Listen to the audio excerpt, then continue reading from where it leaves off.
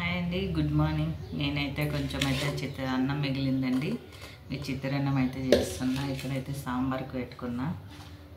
ఎలా చేస్తానో నేను చిత్రాన్నం అయితే దాంట్లో కొంచెం శనగపప్పు, కొంచెం పల్లీలు, కొద్దిగా ఉల్లిగడ్డ, టమాటా, పచ్చిమిరపకాయ అండి. ఇప్పుడైతే పల్లీలు వేస్తున్నా.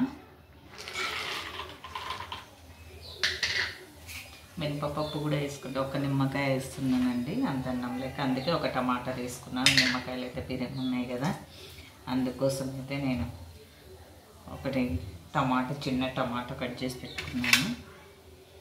మీరేం చేస్తున్నారు? ఎలా ఉన్నారు? బాగున్నారా అందరూ? మేమైతే చాలా బాగున్నామండి. ఏం వంటలు, ఏం టిఫిన్లు చేశారు?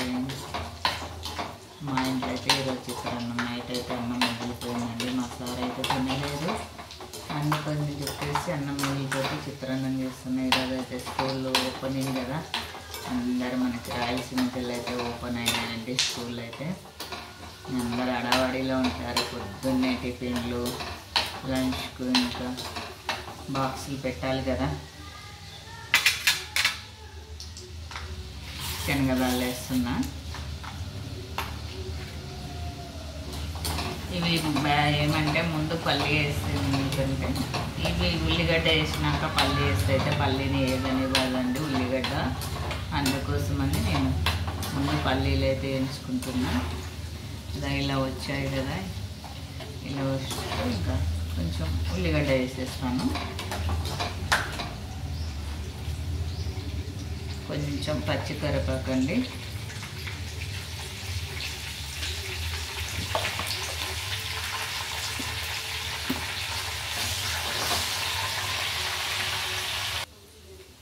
ఉల్లిగడ్డ అయితే వేస్తున్నానండి. ఇప్పుడైతే పల్లి వేగినాయి కదా, ఉల్లిగడ్డ వేస్తున్నాను.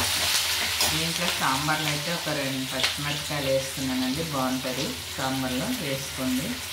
నేనైతే టమాటా కూడా వేయలేదు. ఉల్లిగడ్డ, ఎల్లిపాయలు, తెల్లగడ్డ, ఎల్లిపాయలు వేసి ఉడకబెడుతున్నాండి. పసుపు వేసి చింతపండు అయితే నానబెట్టుకున్న సాంబార్లోకి కొద్దిగా ఇంతమైన అయితే నానబెట్టుకున్నా.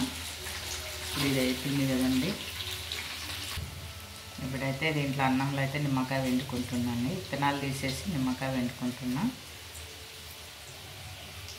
ఇప్పుడైతే పచ్చిమిరపకాయ, టమాటా వేస్తున్నాను. ఇప్పుడన్నంలో నిమ్మకాయ అయితే కలిపి వేస్తున్నాను. ఇప్పుడైతే పసుపు వేస్తున్నాండి. టమాటా, పచ్చిమిరపకాయ మగ్గింది కదా, ఇప్పుడు పసుపు వేసి కొద్దిసేపు మగ్గబెట్టి కలిపేస్తానండి. అయిందండి. తర్వాత అయితే నీళ్ళు అయితే కలుపుకొని దీంట్లో వేసేస్తానండి.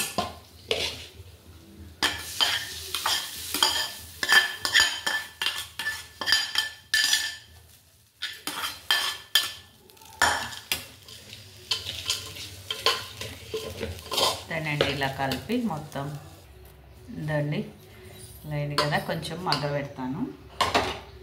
మగ్గితే అయిపోయిందండి.